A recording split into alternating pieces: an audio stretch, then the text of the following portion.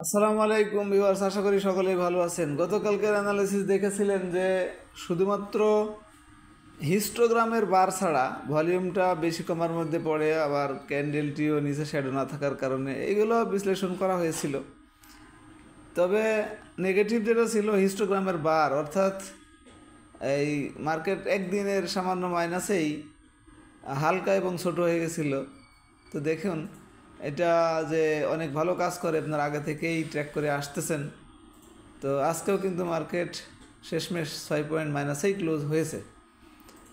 তো আজকের এখানে একটা হলো ক্যান্ডেলের ব্যাপারে আপনারা জানেন যে যতক্ষণ না পর্যন্ত বাউন্স ব্যাক ক্যান্ডেল না হয় ঘুরবে এটা বলা যায় না। ওই হিসাবে আজকের ক্যান্ডেলের অবস্থান এবং ক্যান্ডেল ভালো এটাও বলা যায় না।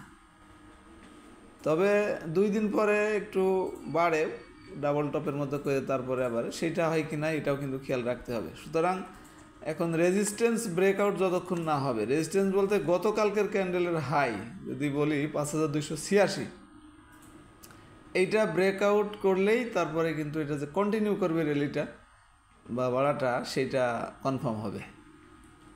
এই জায়গাটা আশা করি বুঝতে পেরেছেন। আর ভলিউম অ্যানালাইসিসটা কিন্তু আজকে থেকে আবার ওই মানে ট্র্যাক করাটা যায় না এখন, মানে মেজারমেন্টটা নাই আর কি।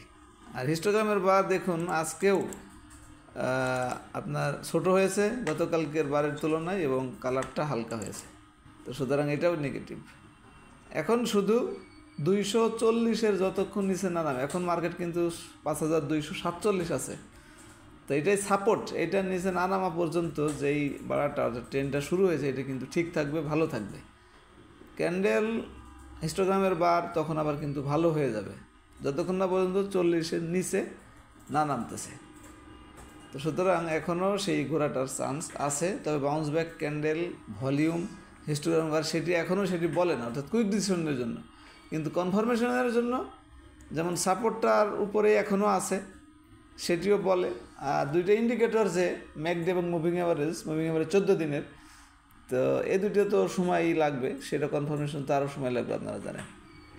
এখন সাপোর্ট এবং বাড়ার জন্য, কন্টিনিউ করার জন্য যে রেজিস্ট্যান্স বলা হয় 286, এটা ব্রেকআউট করতে পারে কি না এটাই দেখার ব্যাপার। তাহলে কিন্তু 400 তখন।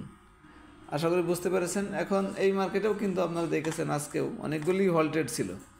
তো শর্ট লিস্ট পেজে আমাদের ভিআই মেম্বারশিপে যুক্ত হতে পারেন। অফার চলতেছে 2 বছরে 3600 টাকা ছিল, 600 টাকা ডিসকাউন্ট দিয়ে এখন 3000 টাকা।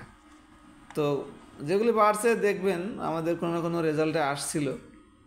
এনএফএমএলও যদি ধরেন, এই হামিদ ফেব্রিক্স সেটিও কিন্তু গতকালকে পজিটিভ কারেকশনের মধ্যে আসছিল। এরকম এখন যেগুলি বলা হইতেছে যে বি ক্যাটাগরির রানিং আইটেম, আজকে রেজাল্ট একটু দেখাই দিই এইটা।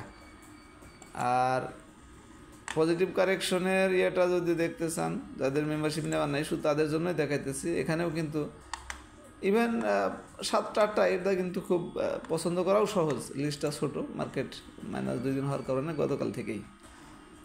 এরপরে এনগালফিংও যদি এই মুহূর্তে দেখতে চান দেখতে পারেন, কারণ মার্কেট মাইনাস তো।